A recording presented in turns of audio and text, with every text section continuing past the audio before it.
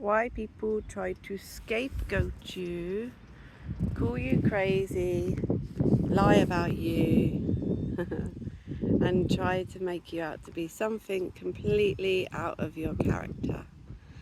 So this can be like a whole wide range of different reasons, but some of the reasons are you have jealousy, you have resentment, you have all these different negative emotions at play. And the reason for this is because instead of the person looking at themselves, they are looking at you instead. Because ultimately, if you just work on yourself and you just look at yourself and you just better yourself constantly, you have no time or space to even bother looking at anyone else in a negative viewpoint or way.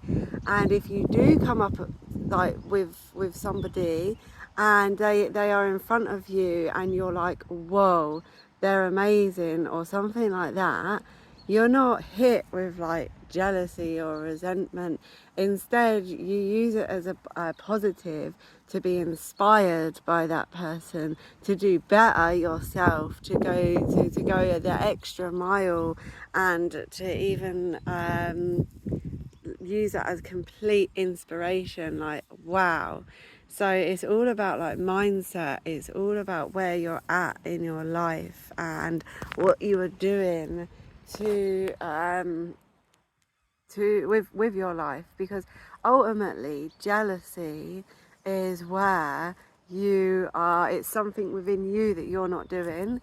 So if you look at something or someone and you have jealousy there, that's something within you that you are not doing, that is not satisfying you.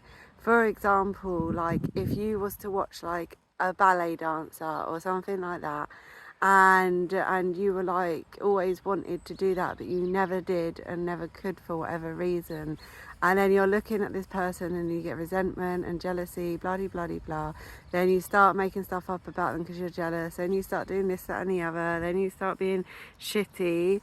But in actual fact, if you were to look at that person and be like, wow, well done them, use it as inspiration, and then whether you are able to do ballet or not, then find something that you are able to do, that you can enjoy, that will inspire you, that will pick up your mood, that will lift you, something that's within your capabilities, and then start to do that. And if it is actually ballet, then make the start with it, use it as inspiration to make them first steps, go and book the class, go and speak to someone, go online and find some videos, start looking into it. Even if you're not able to afford it or anything, just start working towards it and watch the universe conspire and work around you, because you've set that intention to do that.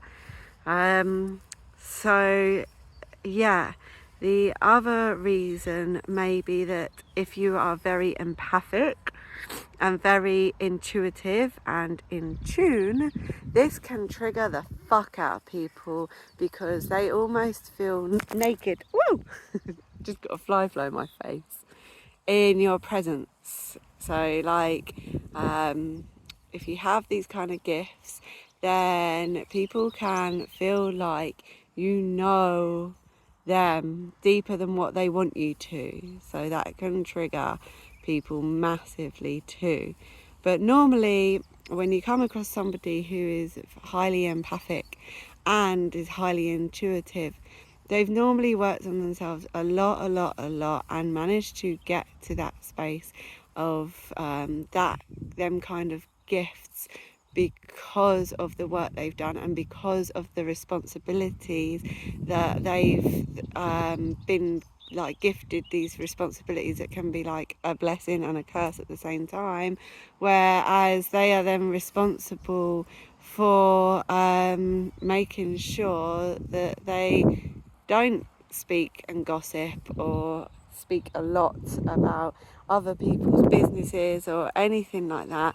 Hence that's why some people actually then have these gifts that can make you feel really seen. And in actual fact, if you see that as a positive, that someone actually really sees you, normally the person that can really see you and see you and see straight through you is the person that deeply understands you and where you've come from and why you are the way you are, or this, that and the other. And if you manage to kind of like, if the person that feels triggered manages to break the walls down a little bit, it can actually be a blessing.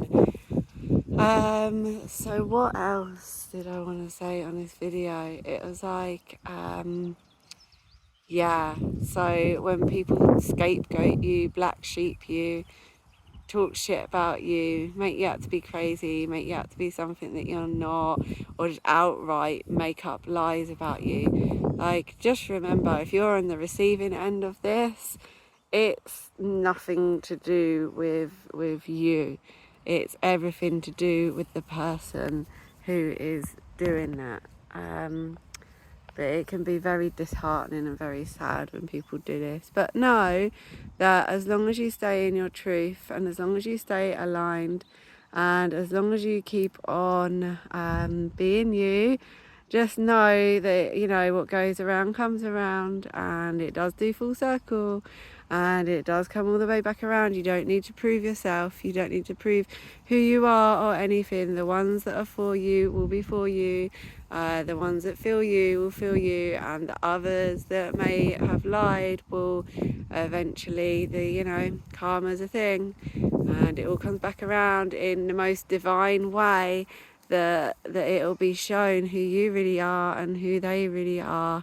And just trust and have patience. But it can feel pretty shit when people do this.